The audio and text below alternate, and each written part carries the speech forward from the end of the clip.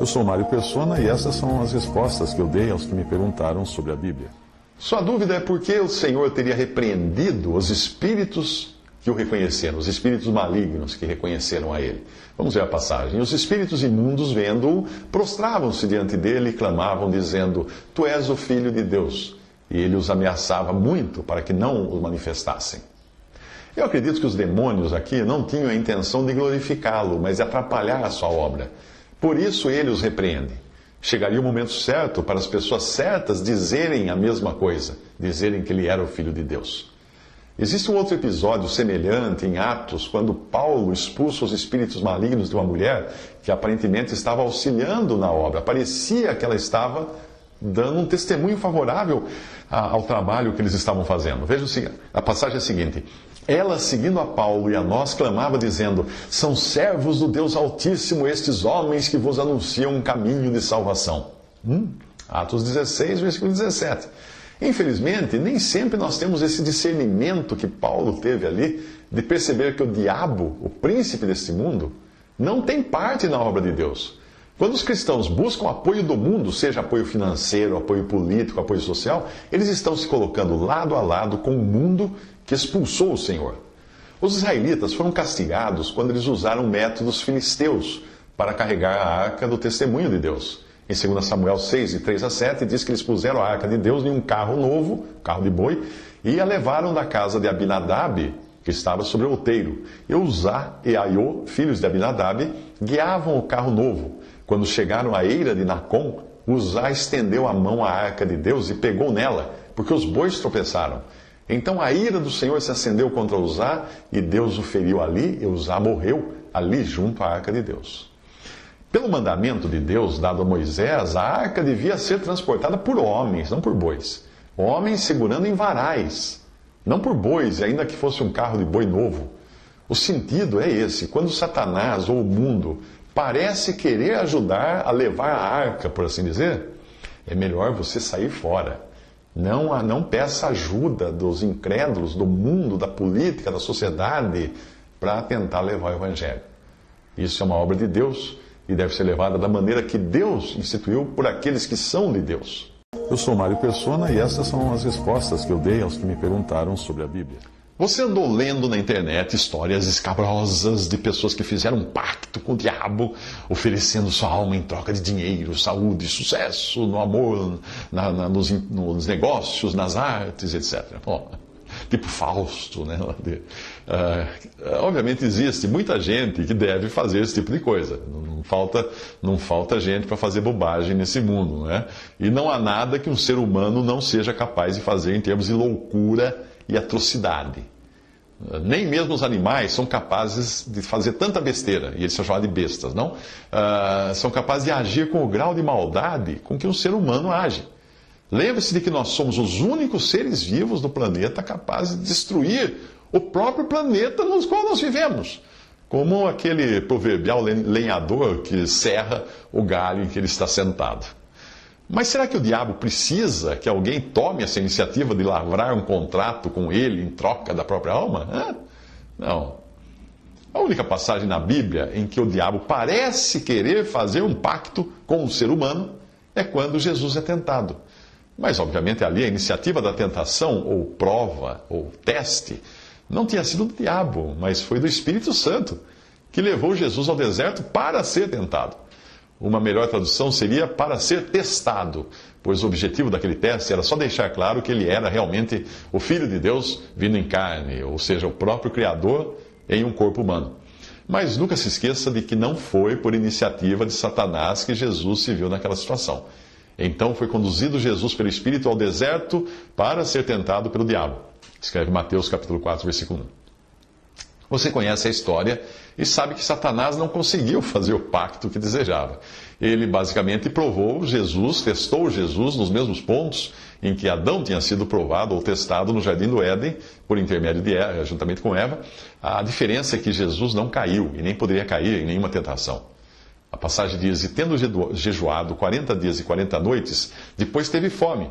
E chegando-se a ele o tentador, disse: se tu és o Filho de Deus, manda que estas pedras se tornem pães. Ele, porém, respondendo, disse: está escrito, nem só de pão viverá o homem, mas de toda a palavra que sai da boca de Deus.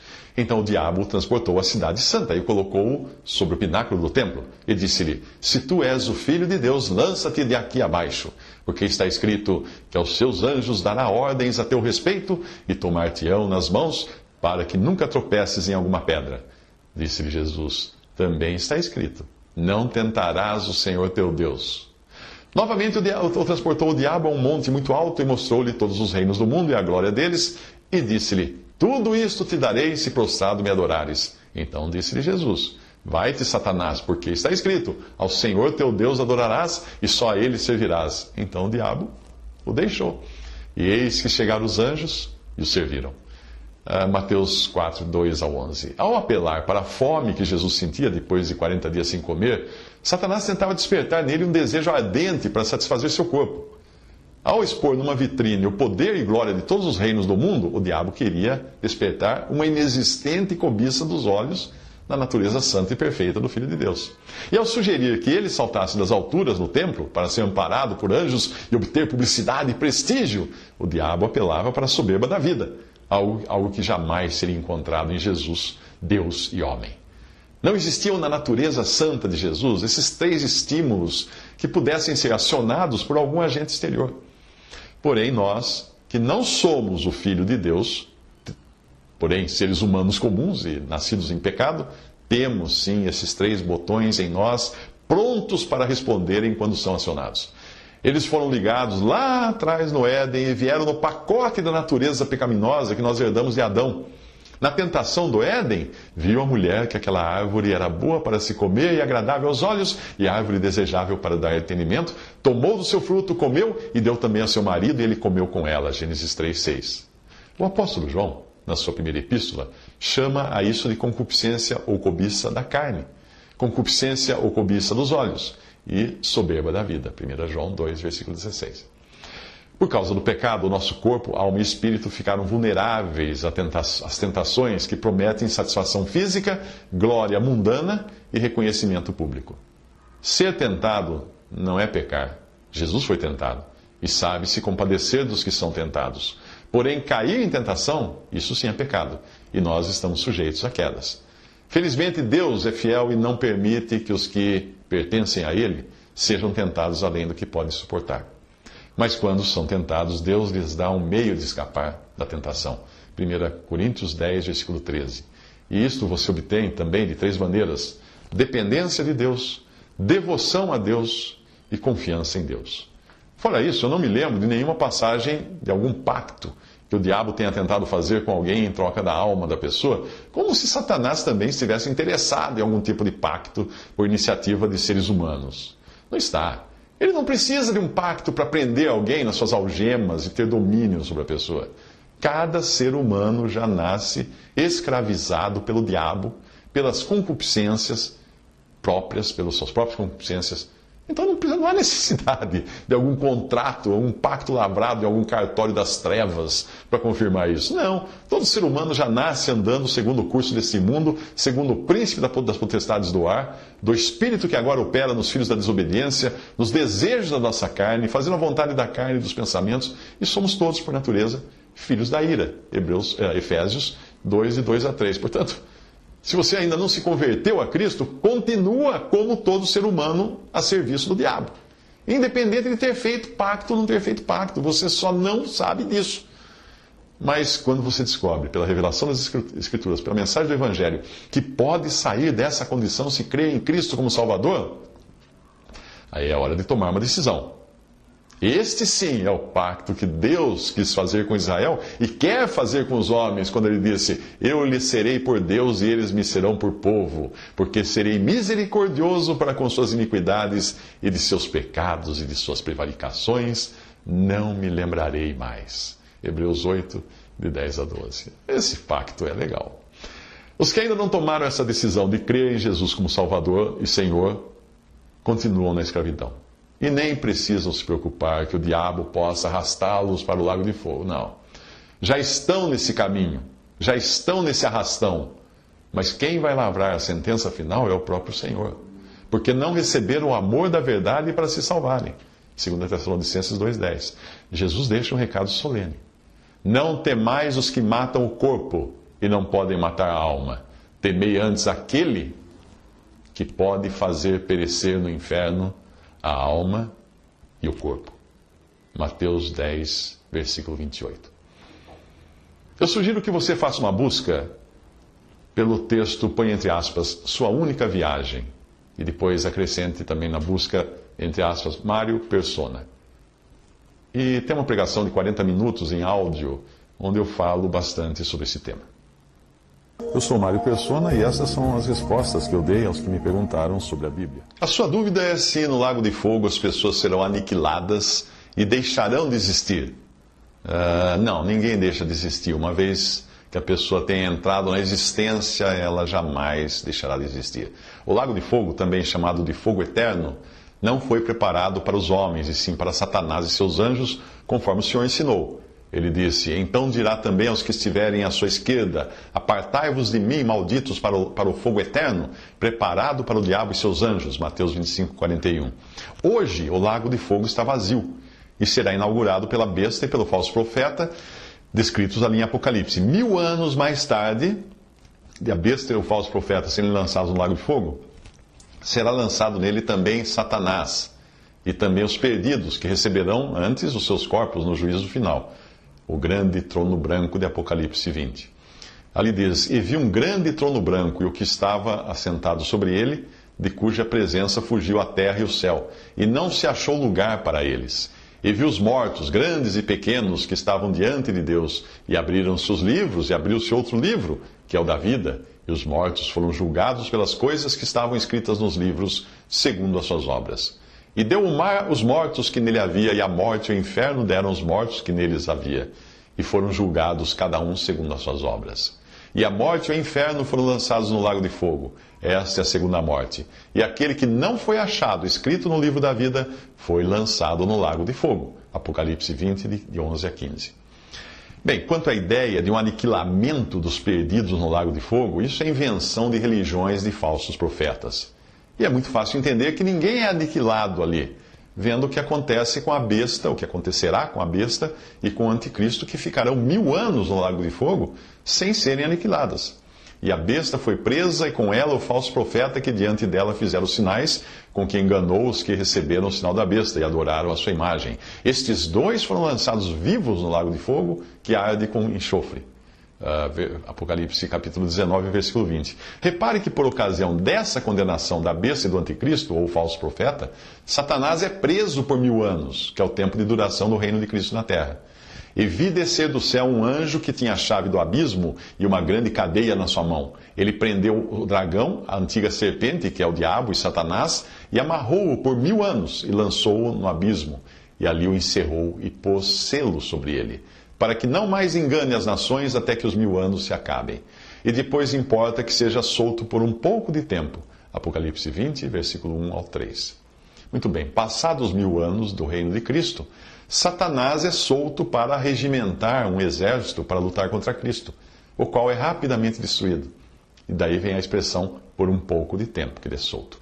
Então o diabo, que os enganava, foi lançado no lago de fogo e enxofre, onde está a besta e o falso profeta, e de dia e de noite serão atormentados para todo sempre. Apocalipse 20, 10.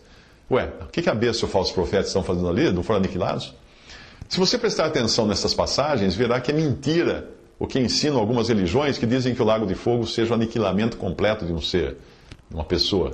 Você reparou que a besta e o falso profeta foram lançados no lago de fogo, mas que o diabo ficou apenas preso durante 1000 anos, enquanto esses dois já estavam no lago de fogo? Você reparou que 1000 anos depois, quando o diabo é lançado no lago de fogo, a besta e o falso profeta continuam lá para serem, depois, sofrerem eternamente?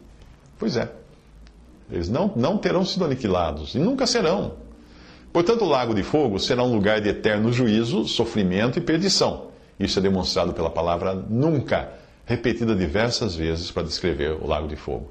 Uma delas, Marcos 9, 43 a 48, diz: E se a tua mão te escandalizar, corta-a. Melhor é para ti entrares na vida aleijado do que, tendo duas mãos, ires para o inferno, para o fogo que nunca se apaga. Nunca, nunca, nunca. Preste muita atenção nisso. Não diz apenas que o fogo não se apaga, mas o Senhor repete também no versículo 45 que ele nunca se apaga.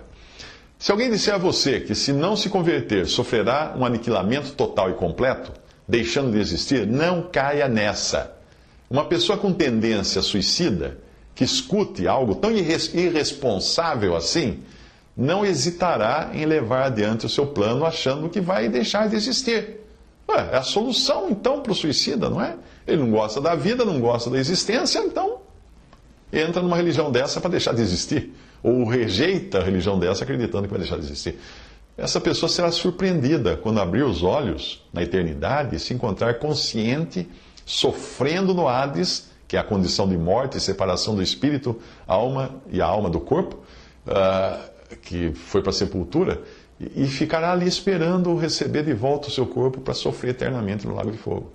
Ela vai estar como o rico, que foi citado por Jesus. Ora, havia um homem rico e vestia-se de púrpura de linho finíssimo e vivia todos os dias regalada e esplendidamente. E morreu também o rico e foi sepultado, e no Hades ergueu os olhos, estando em tormentos. E clamando disse: Estou atormentado nesta chama. Lucas 16, 19 a 25. Pode ler a história toda lá. O tormento no Hades é passageiro. E ali o perdido está apenas com seu espírito e alma. O tormento no lago de fogo será definitivo, quando então o perdido terá recebido de volta o seu corpo, para eternamente sofrer a separação de Deus e sofrer os terrores que são descritos na Bíblia a respeito do lago de fogo. Eu sou Mário Persona e essas são as respostas que eu dei aos que me perguntaram sobre a Bíblia. Você escreveu perguntando se Jesus teria ido ao inferno tomar do diabo alguma chave dos portões infernais. Não. Quando você mistura a Bíblia com lendas, com gibi, com ficção científica, com filmes de terror, com livros de Dan Brown, com teorias conspiratórias, o resultado é uma salada conspiratória como essa ideia de Jesus ter que roubar a chave do inferno do diabo. Primeiro, Cristo foi direto ao paraíso assim que morreu. Sim, o seu corpo foi sepultado, e é isso que significa que ele tinha descido às partes mais baixas da terra, em Efésios 4:9, porque a gente sepulta na parte de baixo da terra, não em cima da terra, não é? Segundo, o diabo não tem nenhuma chave, e nem mora no inferno, sequer entrou lá, sequer conhece lá o inferno. No presente momento, Satanás circula entre o céu e a terra. E se você ler os 2 primeiros capítulos do livro de Jó, verá Satanás ali no céu numa audiência com o Senhor. Algumas versões da Bíblia confundem a pessoa, o leitor, por traduzir as palavras Geena, que é hebraico, e Hades, que é grego, e também misturando o lago de fogo, indistintamente, por um genérico inferno. A palavra inferno em si não tem na Bíblia. O que tem é o lago de fogo, o que tem é Hades, o que tem é Geena. Mas inferno, não tem. São coisas distintas essas palavras, elas têm significados diferentes, e o significado também depende do contexto para que elas sejam entendidas. O lago de fogo, você vê a expressão em Apocalipse 19 e 20, Apocalipse 20, versículo 10, e também versículos 14 a 15, é onde serão lançados os perdidos mortos após terem recebido de volta os seus corpos no juízo final do grande trono branco. Esse lugar, também chamado de fogo eterno, não foi preparado para os homens, e sim para Satanás e os seus anjos, como o Senhor ensinou no Evangelho. Ele disse: Então dirá também aos que estiverem à sua esquerda: Apartai-vos de mim, malditos, para o fogo eterno, preparado para o diabo e seus anjos. Mateus 25, 41. Deus não destinou o homem para a perdição, mas este, o homem, o ser humano, caindo em pecado e não aceitando a graça salvadora que trouxe Cristo até a cruz para nos remir, será lançado sim no lago de fogo, que arde eternamente, para sempre, e nunca se apaga. E ficará ali junto com os anjos caídos. Mas agora não tem ninguém nesse lago de fogo. Está vazio o lago de fogo eterno. Os primeiros que irão inaugurar suas chamas serão a besta e o anticristo. Essa passagem está em Apocalipse. E a besta foi presa, e com ela o falso profeta, que diante dela fizeram os sinais, com que enganou os que receberam o sinal da besta, e adoraram a sua imagem. Estes 2 foram lançados vivos no lago de fogo que arde com enxofre. Apocalipse 19, versículo 20. 1000 anos mais tarde desse episódio em que a besta e o falso profeta são lançados vivos no lago de fogo, 1000 anos mais tarde, o diabo foi lançado no lago de fogo e enxofre, onde está a besta e o falso profeta, onde está a besta e o falso profeta, diz ali em Apocalipse, e de dia e de noite serão atormentados para todo sempre. Apocalipse 20, versículo 10.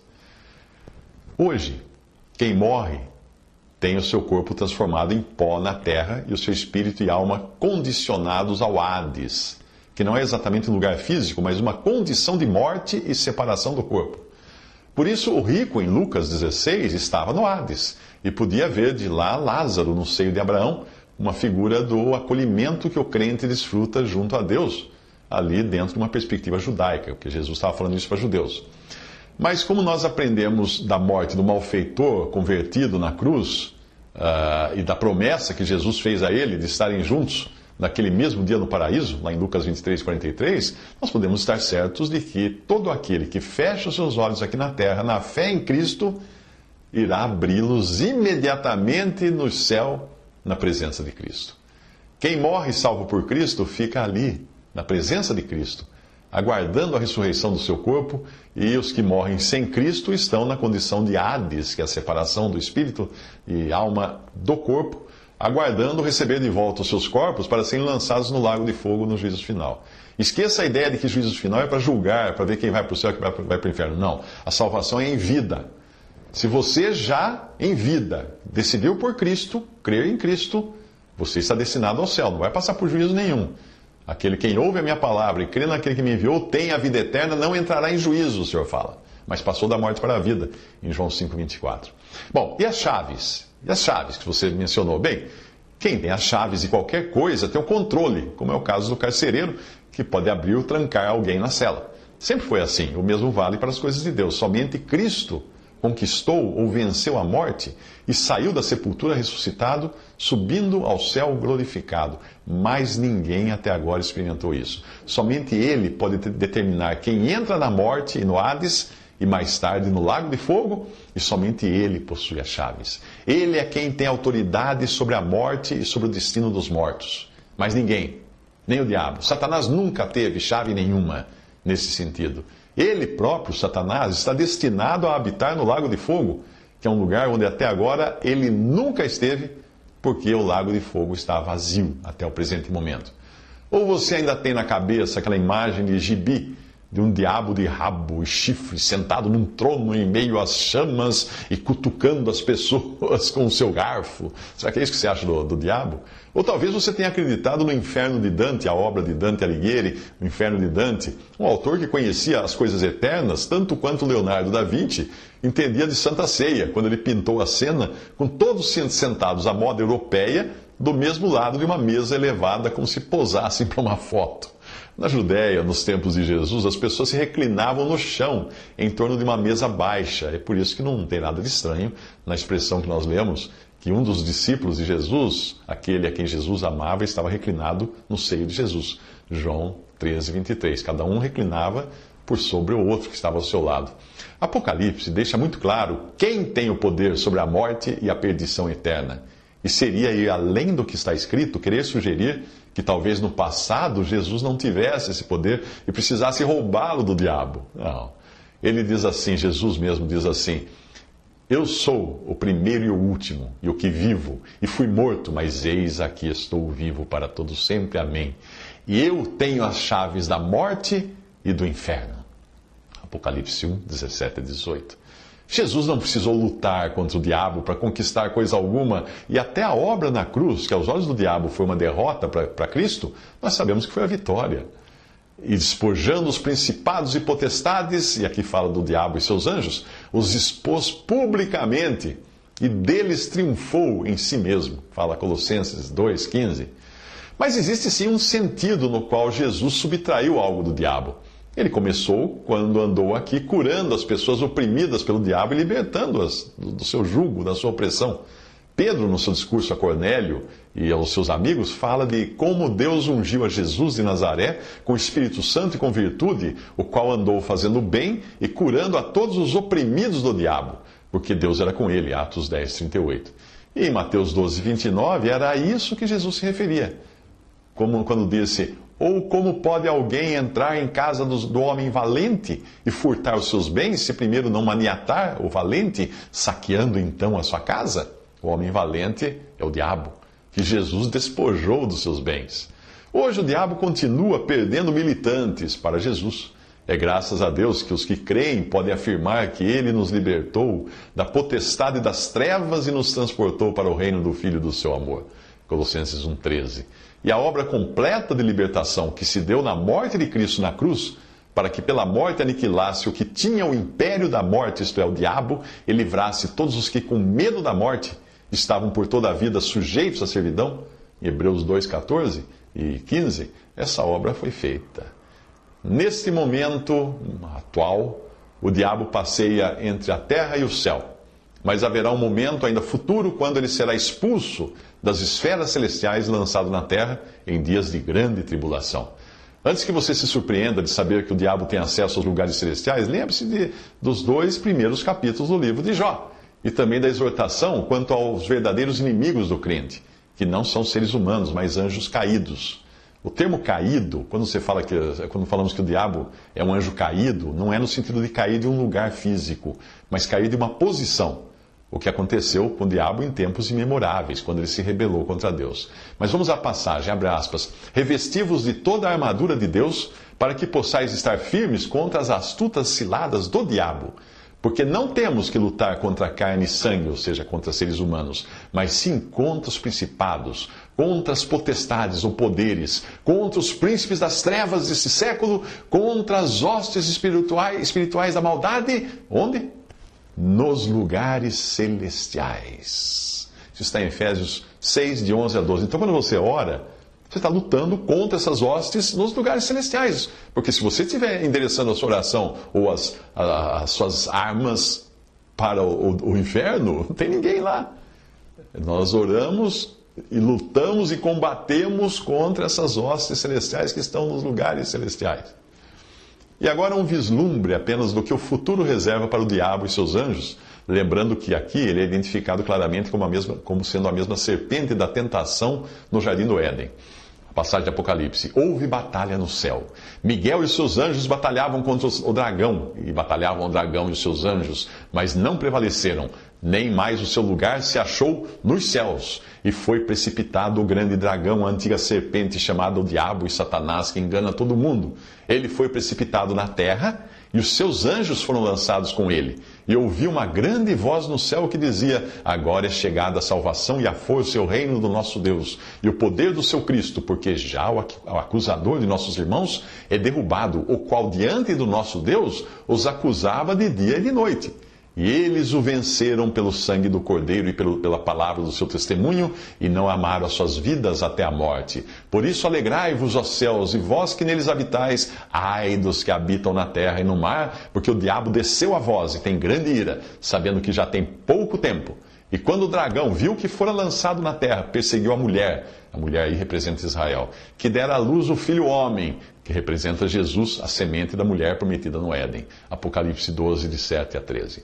Bom, para aqueles que acham que esta passagem de Apocalipse 12 se refere a algo que já aconteceu, que o diabo já foi lançado do céu e já está na terra, então eu pergunto, quando você entra em batalha, como fala em Efésios, veste a sua armadura, onde estão os seus inimigos? Se lá fala para lutar contra eles nos lugares celestiais. Para onde você aponta as suas armas? Para os lugares celestiais ou para a terra? Para os lugares celestiais. E onde eles estão hoje? Onde está Satanás hoje acusando você e a mim diante de Deus? Na terra? No inferno? Jamais.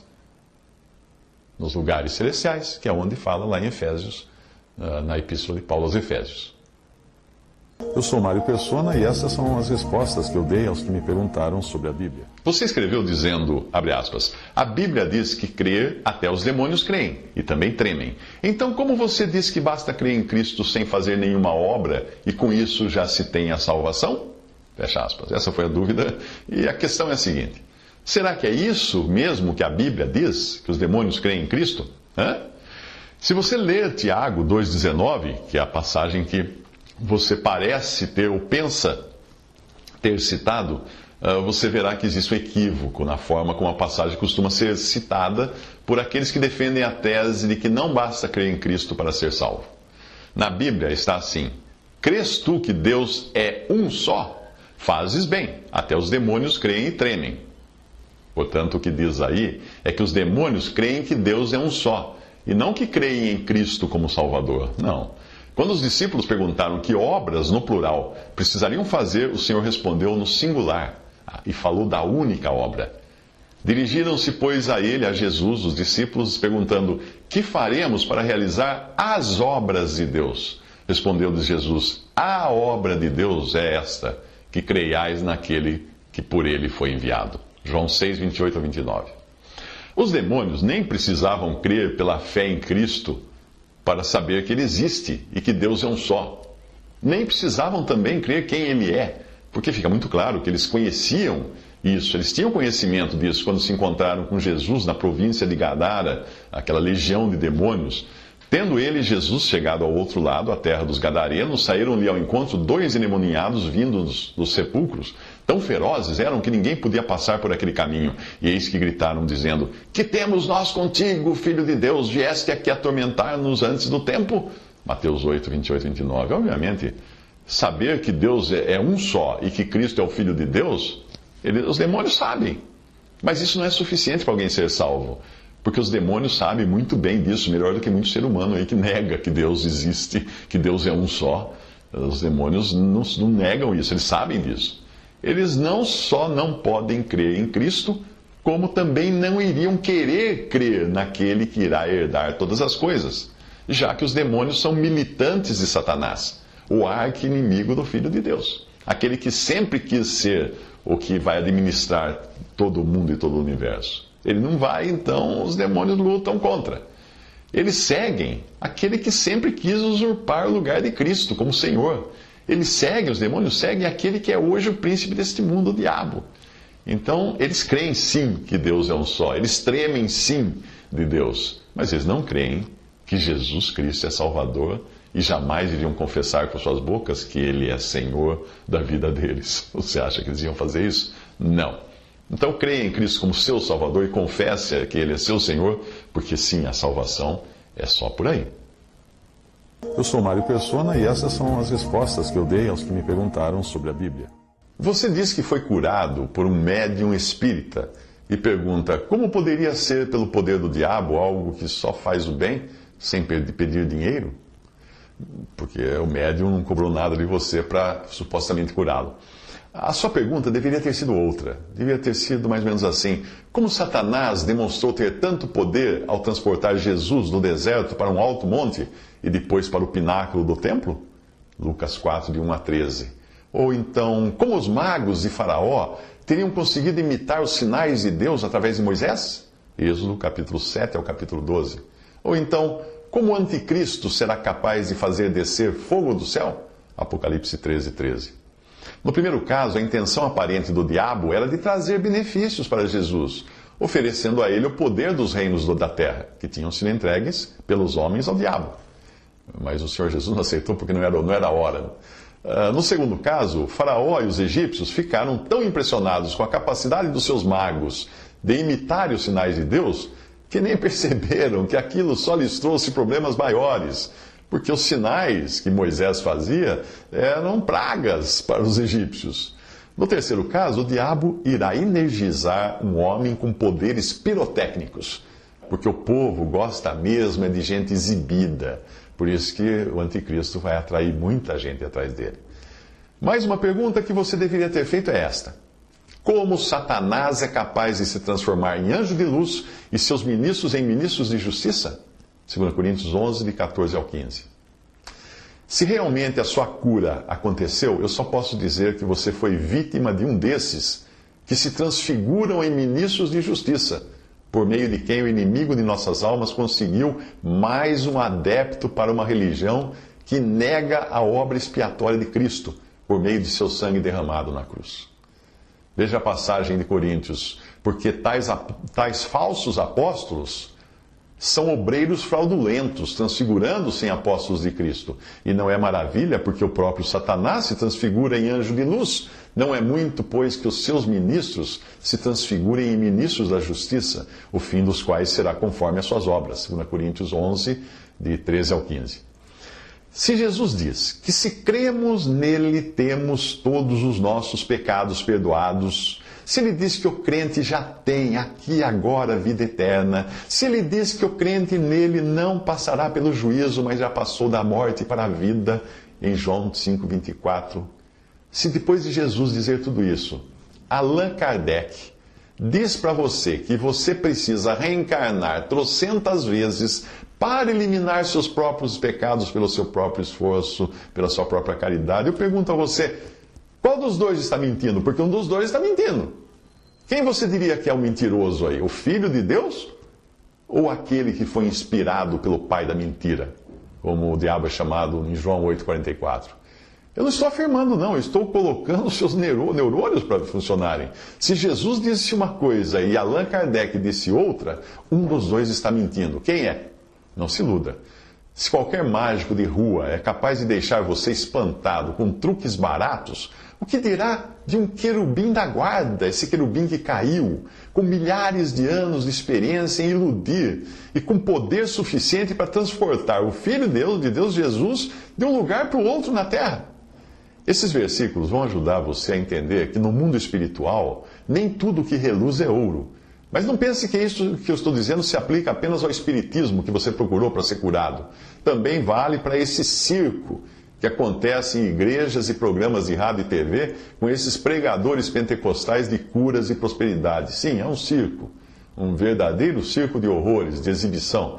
Se esses pregadores não existissem, Jesus teria mentido quando ele disse assim, muitos me dirão naquele dia, Senhor, Senhor, não profetizamos nós em teu nome não expulsamos demônios, em teu nome não fizemos muitas maravilhas. Então lhes direi abertamente, nunca vos conheci, apartai-vos de mim, vós que praticais a iniquidade. Mateus 7, 22 a 23. Se não tivesse esses pregadores de cura e prosperidade por aí, fazendo todas essas coisas, dizendo que estão fazendo em nome de Jesus, quem seriam esses que estariam cumprindo então essa profecia que o próprio Jesus falou? De homens fazendo coisas, milagres em nome dele, e que ele nunca conheceu esses homens, e que vão direto para o fogo eterno. Perceba que não são apenas pessoas que dizem fazer coisas em nome de Jesus, ou em nome de algum espírito desencarnado, ou de alguma divindade africana. Não são só esses que o diabo usa, não. São pessoas que invocam o nome do Senhor Jesus em cultos evangélicos repletos de desesperados em busca de alguma cura, de algum sinal ou de prosperidade material. O diabo usa esses também, pode ter certeza disso. A pergunta que você deve sempre fazer é o seguinte: quanto Satanás está disposto a fazer de bem para ganhar um adepto? Quanto ele vai usar de bondade, se no final o que ele vai ganhar com isso é um adepto, um seguidor dele? Ou quanto o traficante está disposto a abrir mão da sua caríssima cocaína para ganhar um viciado, mais um viciado? Ele dá um pouco, dá mais um pouco, até vender. Será que você poderia ser um pouco menos crédulo e olhar para a outra mão do mágico? Com a outra mão que ele trabalha em oculto, e não com aquela que ele faz as coisas visíveis. É na outra mão que ele está escondendo o truque. E para você depois não dizer que Deus não avisou, aqui vai uma série de passagens que falam do poder do diabo para enganar incautos. Veja só. A esse cuja vinda é segundo a eficácia de Satanás, com todo o poder e sinais e prodígios de mentira, segundo Tessalonicenses 2,9, falando do anticristo. Porque são espíritos de demônios que fazem prodígios, Apocalipse 16,14, falando também de seres que vão enganar as pessoas. Quando o profeta ou sonhador de sonhos se levantar no meio de ti e te der um sinal ou prodígio, e sucedeu tal sinal ou prodígio, de que eu te houver falado, dizendo, vamos após outros deuses que não conheceste, sirvamos, não ouvirás as palavras daquele profeta, ou sonhador de sonhos, porquanto o Senhor vosso Deus vos prova, para saber se amais o Senhor vosso Deus com todo o vosso coração e com toda a vossa alma, Deuteronômio 13, de 1 a 3, nos quais o Deus desse século, Satanás, cegou os entendimentos dos incrédulos para que lhes não resplandeça a luz do Evangelho da glória de Cristo, que é a imagem de Deus, 2 Coríntios 4, 4. Porque surgirão falsos cristos e falsos profetas e farão tão grandes sinais e prodígios que, se possível fora, enganariam até os escolhidos. Mateus 24, 24. E a besta foi presa, e com ela o falso profeta, que diante dela fizeram os sinais, com que enganou os que receberam o sinal da besta e adoraram a sua imagem. E estes dois foram lançados vivos no lago de fogo que arde com enxofre. Apocalipse 19, 20. E faz grandes sinais, de maneira que até fogo faz descer do céu à terra à vista dos homens, e engana os que habitam na terra com sinais que lhe foi permitido que fizesse em presença da besta. Apocalipse 13, versículo 13 e 14. Esse cuja vinda é segundo a eficácia de Satanás, com todo o poder, sinais e prodígios de mentira, e com todo o engano da injustiça para os que perecem, porque não receberam o amor da verdade para se salvarem, e por isso Deus lhes enviará a operação do erro, para que creiam a mentira, para que sejam julgados todos os que não creram a verdade, antes tiveram prazer na iniquidade. 2 Tessalonicenses 2, de 9 ao 12. E o diabo, levando-o a um alto monte, mostrou-lhe num momento de tempo todos os reinos do mundo. E disse-lhe o diabo: dar-te-ei a ti todo este poder e a glória, porque a mim me foi entregue, e dou a quem quero. Portanto, se tu me adorares, tudo será teu. Lucas 4, de 5 a 17.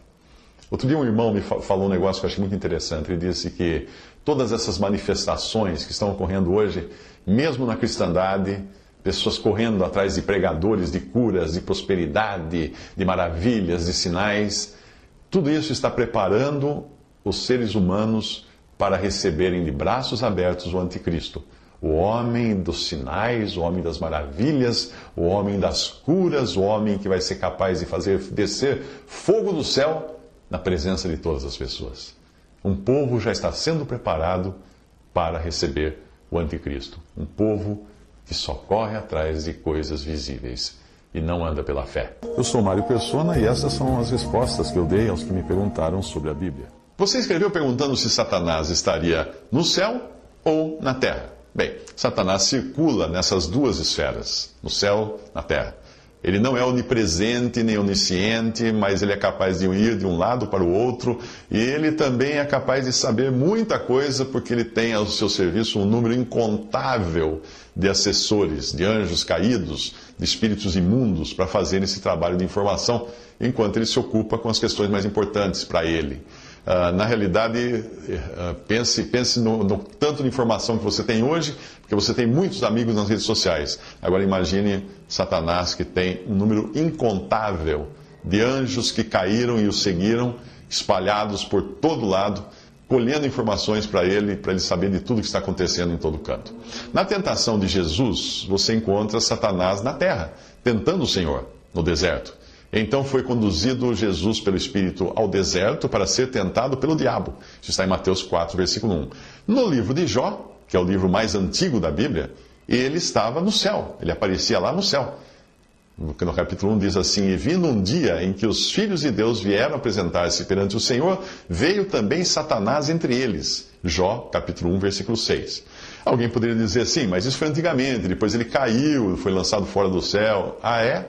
Então, em Efésios, nós somos exortados a lutar contra as potestades do mal, onde? Nos lugares celestiais, ou seja, nos céus. Ali diz, porque não temos que lutar contra carne e sangue, mas sim contra os principados, contra as potestades, contra os príncipes das trevas deste século, contra as hostes espirituais da maldade, onde? Nos lugares celestiais, escreveu Paulo em Efésios capítulo 6, versículo 12. Ao contrário do que alguns pensam, Satanás ainda não foi expulso do céu. Talvez o equívoco ocorra por Satanás ser um anjo caído e alguns acharem que isso significaria que ele caiu do céu. Mas não é. Esse caído é no sentido da sua posição. Quando um governador cai, isso não significa que ele levou um tombo ou tenha sido expulso da cidade onde morava. Não. Ele simplesmente perdeu a sua posição, perdeu o seu cargo de governador. A queda de Satanás, no sentido posicional e não geográfico, físico, você pode encontrar em Isaías 14, de 12 a 14, e Ezequiel 28, de 12 a 18. A maior evidência de que ele e as suas hostes continuam no céu é a passagem de Efésios 6, 12, na qual nós somos exortados a lutar em oração contra os principados, contra as potestades, contra os príncipes das trevas desse século, contra as hostes espirituais da maldade. Onde? Nos lugares celestiais. Então eles estão lá. Eles estão lá em cima. Se Satanás e seus anjos já tivessem sido expulsos dos lugares celestiais e vivessem hoje exclusivamente na terra, Paulo teria nos enganado em relação ao alvo para onde nós temos que apontar as nossas armas em oração.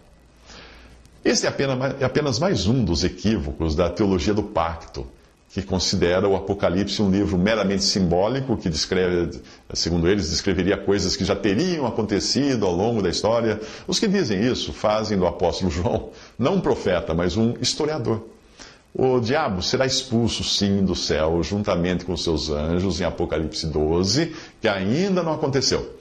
Então, ele estará em tempo integral na terra, perseguindo a mulher que dera à luz o varão. Apocalipse 12, 13. Que mulher é essa? Não é Maria, não. A mulher, e não é a igreja também. A mulher que deu à luz o varão é Israel. Essa mulher de quem veio o varão, que derrotou o diabo, é Israel. Pois sabemos porque a salvação vem dos judeus, como fala em João capítulo 4, versículo 22. Isso nos fala do tempo de grande tribulação, essa queda de Satanás, do tempo de grande tribulação, pela qual passará o remanescente judeu fiel, que irá se converter após o arrebatamento da igreja. A passagem completa você vê a seguir. E foi precipitado o grande dragão, a antiga serpente, chamada Diabo e Satanás, que engana todo mundo. Ele foi precipitado na terra e os seus anjos foram lançados com ele. E ouvi uma grande voz no céu que dizia: agora chegada está a salvação e a força e o reino do nosso Deus e o poder do seu Cristo, porque já o acusador de nossos irmãos é derribado, o qual diante do nosso Deus os acusava de dia e de noite. E eles o venceram pelo sangue do Cordeiro e pela palavra do seu testemunho, e não amaram a sua vida até a morte. Pelo que alegrai-vos, ó céus, e vós que neles habitais, ai dos que habitam na terra e no mar, porque o diabo desceu a vós e tem grande ira, sabendo que já tem pouco tempo. E quando o dragão viu que fora lançado na terra, perseguiu a mulher que dera à luz o varão. Apocalipse capítulo 12, versículos de 9 a 13. Eu sou Mário Persona e essas são as respostas que eu dei aos que me perguntaram sobre a Bíblia. Você enviou um vídeo de um tal professor de hebraico que ganha dinheiro vendendo livros, vídeos, cursos, apostilas, para provar que a Bíblia estaria errada, que Jesus não seria Deus, que a Trindade seria uma farsa e outras coisinhas mais. Sério, né? Sério, você que se diz crente em Jesus e sabe que a Bíblia é a palavra de Deus, ainda perde o seu tempo e faz outros perderem também, compartilhando essas coisas? Perde o seu tempo com um sujeito assim? Né? Eu vou inventar uma historinha para você nunca mais se esquecer de como deve lidar com esses que são ativistas de Satanás e cujo único objetivo é minar a sua fé. Suponhamos que você acabou de sair da firma onde trabalha e a caminho de casa você passa por uma rua escura, levando no bolso o dinheiro do seu salário. O seu salário é contadinho. Com ele você pretende pagar suas contas, colocar comida na mesa pelos próximos 31 dias do mês. Aí um desconhecido aborda você na rua escura, apresentando-se como professor e especialista em dinheiro. Muito bem. Esse desconhecido, articulado, falante, faz de tudo para convencer você de que a intenção dele é apenas ajudar você a descobrir se o dinheiro que tem no bolso da sua calça é genuíno ou falso. Olha que bondade, né? Uma pessoa vir assim com uma intenção tão boa para você. Aí ele logo explica que está numa missão de ajudar as pessoas a se livrarem de dinheiro falso. Puxa, que missão difícil. Aí neste momento, você tem 3 opções. Primeira, você tira todo o dinheiro do bolso para conferir nota por nota na frente do desconhecido naquela rua escura. B, você entrega todo o seu dinheiro a ele sem pestanejar, porque ele disse que é professor e entende tudo de dinheiro, e você se sente aliviado até. Vai ficar aliviado nos 2 sentidos, pode ter certeza. C, você pica a mula. Se você não conhece a expressão o que é picar a mula, use o Google para descobrir, ok? Se você assinalou as opções A ou B, eu acho que nem vai adiantar explicar que você está prestes a ser aliviado do seu salário. Vai ficar bem mais leve depois do encontro com esse professor de dinheiro. Se você assinalou a opção C, de picar a mula, ainda há esperança para você. Então, pare de ser ingênuo. Pare de dar ouvidos a pessoas que querem tirar aquilo que você tem de mais precioso, a sua fé em Cristo, a sua fé na palavra de Deus e a sua esperança de vida eterna. Gente como esse professor é movida a veneno de serpente e sempre irá querer lançar dúvidas na sua mente para roubar a sua esperança. Será que você nem desconfiou que alguém que ganha dinheiro provando que a Bíblia está errada deveria ter há muito tempo jogado a Bíblia no lixo, então, e não ficar ali tentando estudá-la? Se o cara passa o seu tempo estudando a Bíblia, se está errada, vai se ocupar com ela para quê? Né? E cobra para isso. Se a Bíblia e o conteúdo da Bíblia fossem tão maléficos para as pessoas ao ponto de elas precisarem ser alertadas, ele não cobraria. Se ele fosse honesto, ele não cobraria para alertar as pessoas dos erros da Bíblia, os supostos erros da Bíblia. Ele gritaria dos telhados para elas se livrarem de um livro que supostamente teria tantos erros. E se ele for daqueles que apontam discrepâncias na Bíblia, alegando que elas foram acrescentadas e não estão nos originais, aí você deveria pedir a ele que mostrasse os originais. O que, obviamente, ele não vai conseguir, porque ninguém tem os originais. Tudo que existe são manuscritos de cópias e cópias. Sempre que alguém fala para você que a Bíblia está diferente dos originais, peça os originais, eu estou curioso de conhecer. Como é que ele conseguiu? Não existe lugar nenhum no Vaticano, nos museus do mundo, nas universidades, não estão lá. Do punho de Paulo, onde está? Deus, obviamente, não permitiu que eles permanecessem, esses manuscritos, porque eles iriam virar objetos de idolatria. Estariam hoje expostos em basílicas, em catedrais, e as pessoas iriam lá passar a mão no manuscrito, dentro de um vidro à prova de bala, aí falar depois que o manuscrito de Paulo fez milagres. Portanto, pare de ficar impressionado com pessoas que aparecem balançando títulos de doutor, mestre, professor, diplomas de grego, hebraico, aramaico, corte e costura, seja lá o que for, como se sabedoria humana tivesse algum peso nas coisas de Deus. Não tem. Se você ler 1 Coríntios capítulo 1 e 2, você verá que Deus não se manifesta através da erudição humana, mas Ele escolhe os menores em termos de sabedoria humana para passar sua mensagem. Ele diz assim, Paulo escreve assim em 1 Coríntios capítulo 1, porque a loucura de Deus é mais sábia do que os homens, e a fraqueza de Deus é mais forte do que os homens. Porque vede, irmãos, a vossa vocação, que não são muitos os sábios segundo a carne, nem muitos os poderosos, nem muitos os nobres que são chamados, mas Deus escolheu as coisas loucas deste mundo para confundir as sábias. E Deus escolheu as coisas fracas deste mundo para confundir as fortes. E Deus escolheu as coisas vis deste mundo, as desprezíveis e as que não são, para aniquilar as que são, para que nenhuma carne se glorie perante Ele. E Paulo continua escrevendo, dizendo, e eu, irmãos, quando fui ter convosco, anunciando-vos o testemunho de Deus, não fui com sublimidade de palavras ou de sabedoria, para que a vossa fé não se apoiasse em sabedoria dos homens, mas no poder de Deus. 1 Coríntios 1, 25 a 29, 2, 1 e 5. Quando o diabo quis conversar com Eva, usando um animal, ele buscou o animal mais inteligente de todos os que existiam antes da queda da criação. Ele buscou a serpente. Nós não sabemos exatamente como é que era a serpente antes de ser amaldiçoada, mas a Bíblia diz que era o animal mais sagaz e mais inteligente que existia de todos. Foi por intermédio da serpente que o diabo plantou dúvidas na mente de Eva. A passagem diz, ora, a serpente era mais astuta que todas as alimárias do campo que o Senhor Deus tinha feito. E esta disse à mulher, é assim que Deus disse, não comereis de toda árvore do jardim? Gênesis 3, versículo 1. Agora, quando Deus quis conversar com Balaão, aí era Deus querendo falar com Balaão, usando um animal também, são dois animais que são usados na Bíblia, apenas dois usados na Bíblia para falar, que falam com o homem. Na hora de que Deus quis usar um animal para falar com um homem, com Balaão, para avisar Balaão do seu mau caminho, ele escolheu o animal que é sinônimo de estupidez e burrice. Ele escolheu uma jumenta. É uma jumenta. Então o Senhor abriu a boca da jumenta, e você lê a história toda em Números 22, versículo 28 em diante. Você vai ganhar um doce se descobrir de quem Paulo está falando quando ele chama algumas pessoas de apóstatas, enganadores e inspirados por demônios. De quem estaria ele falando? Veja a passagem. Mas o Espírito expressamente diz que nos últimos tempos apostatarão ou desviarão alguns da fé, dando ouvidos a espíritos enganadores e a doutrinas de demônios, pela hipocrisia, pelo fingimento de homens que falam mentiras, tendo cauterizado a sua própria consciência.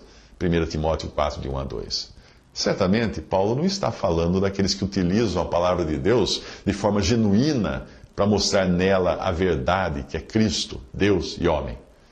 O alerta dado pelo próprio Senhor aos que se dizem mestres das Escrituras vale também para estes e outros professores que você encontra ao longo da sua jornada cristã. Jesus falou a respeito deles: vós tendes por pai ao diabo, e quereis satisfazer os desejos de vosso pai. Ele foi homicida desde o princípio e não se firmou na verdade, porque não há verdade nele. Quando ele profere mentira, fala do que lhe é próprio, porque é mentiroso e pai da mentira. João 8,44. O apóstolo Pedro também foi usado pelo Espírito Santo para nos deixar um alerta. Ele disse assim: também houve entre o povo falsos profetas, como entre vós haverá também falsos doutores ou professores, que introduzirão encobertamente heresias de perdição e negarão o Senhor que os resgatou, trazendo sobre si mesmos repentina perdição. E muitos seguirão as suas dissoluções, pelos quais será blasfemado o caminho da verdade. E por avareza farão de vós negócio com palavras fingidas, sobre os quais já de largo tempo não será tardia a sentença, e a sua perdição não dormita. 2 Pedro 2, de 1 a 3. Eu sou Mário Persona e essas são as respostas que eu dei aos que me perguntaram sobre a Bíblia. Você escreveu e a sua dúvida era: se Satanás sabia quem era Jesus desde o princípio, para que tentá-lo no deserto? Bem, nos capítulos 1 e 2 do livro de Jó, nós efetivamente vemos Satanás comparecendo no céu, na presença de Deus. E com tal acesso, ele certamente sabia quem era o Filho de Deus. E aí surgiu sua dúvida, não é? Por que razão o diabo iria querer tentar Jesus no deserto, se não apenas ele, mas até os demônios sabiam quem ele era, não é? Que Satanás sabia, não há dúvida. E que os demônios também sabiam, nós podemos ver de passagens como esta. E os espíritos imundos, vendo-o, prostravam-se diante dele e clamavam dizendo: Tu és o Filho de Deus. Marcos 3,11. Mas é importante sempre lembrar que não foi o diabo quem conduziu Jesus ao deserto para ser tentado. Não foi, não. A iniciativa partiu do Espírito Santo. Veja a passagem. Então foi conduzido Jesus pelo Espírito ao deserto para ser tentado pelo diabo. Mateus 4:1. O diabo ali foi apenas um instrumento que ajudou a comprovar a impecabilidade do Filho de Deus. Aquela não foi uma tentação no sentido que nós conhecemos, pois em nós existe a resposta a uma tentação vinda de fora. Tiago explica bem esse processo que ocorre dentro de nós como resposta a uma tentação externa ou tendo a sua origem totalmente dentro de nós mesmos. Tiago explica assim: ninguém sendo tentado diga, de Deus sou tentado, porque Deus não pode ser tentado pelo mal e a ninguém tenta. Mas cada um é tentado quando atraído e engodado ou enganado pela sua própria concupiscência. Depois, havendo a concupiscência concebido, dá à luz o pecado, e o pecado sendo consumado gera a morte. Tiago 1, de 13 a 15. Concupiscência significa um desejo extremo por alguma coisa. A tentação a qual Jesus foi submetido foi mais um teste, uma prova. Como nós fazemos quando colocamos o ouro ou a prata no fogo, ou então sob a ação de um ácido para comprovar a sua pureza. Apesar disso dar uma ideia do que ocorreu no deserto, nós sabemos que todo exemplo falha, não é? Pois ao contrário do ouro e da prata, nos quais o teste pode sim revelar alguma mistura, ou alguma sujeira, ou alguma coisa falsa, Jesus entrou e saiu da tentação do mesmo jeito, sem nenhum subproduto de pecado em si. Não se revelou nenhum pecado, nenhuma sujeira, nenhuma mancha nele. O diabo, obviamente, sabia quem ele era, mas, como se diz, não custava tentar, não é? Afinal, ele tinha dentro de si não o Filho de Deus, tal como o conhecia nas regiões celestiais. Não. Ele tinha agora Jesus na forma humana e de servo, com todas as fragilidades que o seu corpo humano lhe dava. De qualquer modo, a prova que o Espírito Santo queria mostrar ao levá-lo ao deserto para ser tentado, não era só para o diabo, mas principalmente para os bilhões de seres humanos que desde então podem ter a certeza da natureza santa, divina e impecável de Jesus. Quando um novo embaixador é designado para um país, ele precisa apresentar suas credenciais para provar que ele é quem ele diz ser. Portanto, pode ter plena certeza de que Jesus, o Filho de Deus, é Deus e homem.